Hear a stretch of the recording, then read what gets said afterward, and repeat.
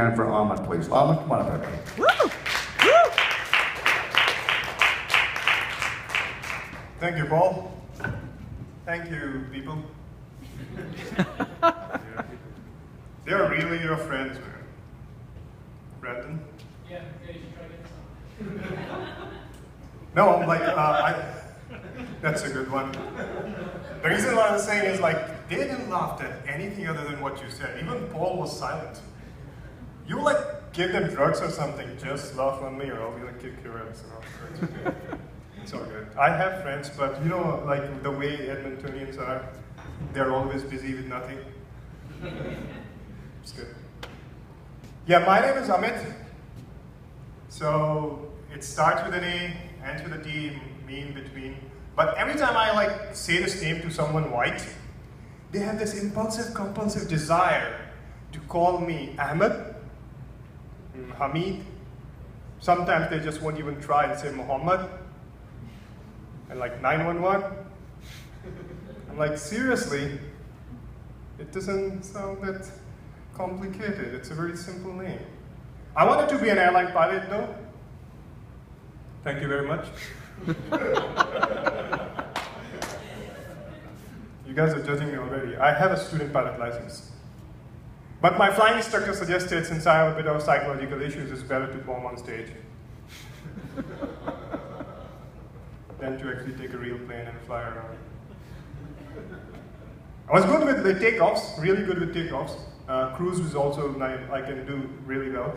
But it's the landing. That's where I messed up all the time. And having a bunch of people in your back, landing has to be really good. But the reason I wanted to become a pilot because you can stay high and happy all the time. I mean, I may look high, it's just my looks. I'm never high most of the time. It's not like I'm going to sell you stuff afterwards in the parking lot.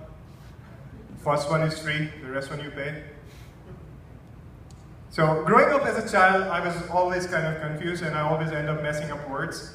So there was a time when I used to call myself bisexual and think that way because I used to walk in my classroom and I used to think these are all the nerdy kids and these are all the cool kids. And I always felt in between because I was never truly a nerd and I was never truly a cool kid. So in my head I'm thinking, going into class, should I go and sit with those people who don't know how to laugh or those people who can't count and name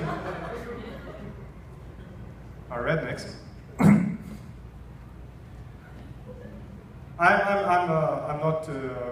I'm not Middle Eastern or anything like that. I'm from India. But you know, there's a really big connection between Middle Eastern people and rednecks. They both rely on oil and gas. They both like blowing us up stuff. They both like guns. And the best, they can both marry their cousins. It's true, and I was surprised too. I mean, even now when I go into a grocery store, I'm always confused about the fact that what should I buy, because there's a part in me which is very healthy, green and all. I'd be like, okay, let's go and buy this organic, hard to taste, easy to digest, and hard to swallow stuff. Or this really tasty munchies and all those granola bars which are like full of sugar and frosted flakes. Feeling bisexual all over again. It was not the reason, like, growing up I was very different. I used to invent my own games. So there was a time when I still love fire, but it's under control. I used to set things on fire for fun. That's when I realized I have a redneck connection. So whenever my parents used to ask me, okay, would you like to do like the tea leaves in the yards and all those things? I used to get happy because that gave me a chance to run into the yard, collect all them in a pile, run for a kerosene can and set it on fire. And then time myself. My best timing was 2 minutes 37 seconds. That's how committed I was at the age of 10. My parents saw that and they were like, okay, my mother told me, like, he's a special kid. We need to send him to a special school.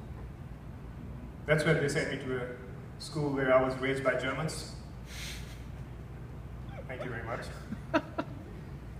You're like all silence when German comes in. They won't kill anyone anymore.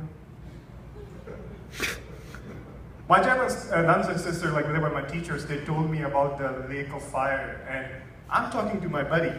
Hey Moses, how much time will it take me to set that off? Another thing that I was really intrigued with and I still study about is sex. Okay, at the age of 10, if you know about Kama Sutra and Tantra, your parents don't look at you really good. Because in India, you don't have sex education. The only way you get educated in sex is by watching animals in the park and throwing stones at them so that they can run away. So there was a movie was supposed to be on TV, and there was like a promo about it, and it was up there, and I was like, I talked to my father, like, you shouldn't watch this, there is not good stuff inside this. And like, how come you know this? I studied in a book. You're 10, you're grounded. Grounded in India means is actually grounded. They'll pick you up and then, that's grounded. Hard upbringing. It's not like, even I knew about Kama Sutra and all this stuff, and I knew about like many positions I can do, and pleasure yourself for hours and hours, but the thing is, the moment I hit puberty, I realized myself, I can pleasure myself. And then I stayed virgin for 12 more years. I lost my virginity at 24. That's a long time. And a part of the fact that virginity is such a complex phenomena that if you're a woman and you're virgin, you're seen as something really tasty and like all those things. If you're a man and you're a virgin, you're something like, you don't have you in that, and you're just like always looked down by the society, and like, you're not good enough. Thank you very much. I'm not done. Come on, I'm just getting started, warmed up. I need to pick on people now. You haven't laughed on anything yet, sir. On a plaid shirt, sir? Or in the end? Oh, I just don't laugh when I bring Brandon's joke. Oh, see? Brandon gives you drugs. He's a drug dealer. I look like a drug It's the dealer. first time you said that, too. Original joke. Nice.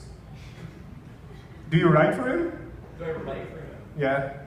No.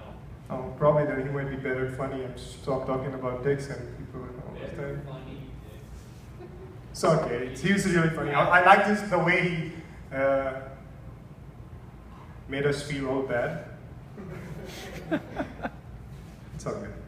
Like, my parents are really on to me right now these days because they want me to get married and all this stuff. I don't like marriage. I mean, I like marriage, I just don't like the people getting married and all those things. Anybody likes marriage here? See? But it still happens. The marriage is like a wormhole. You are a different person in the one at the start, and you're a different person when you come out. It's like you do some kind of time travel in between, and you like break the laws of physics, and you become something completely ridiculous asshole. That's my first swearing. So they realized that and this is a part of why I am up here too, because I find myself in a position where I cannot justify what I'm doing.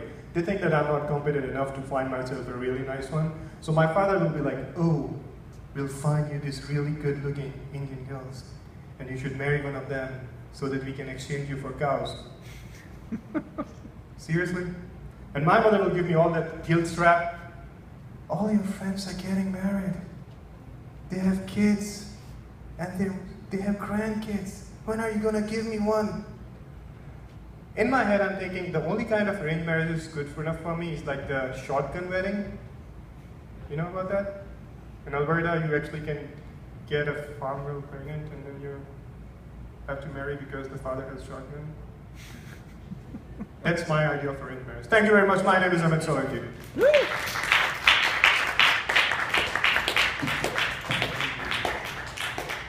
Please give Amit a big hand, my friends. Hey?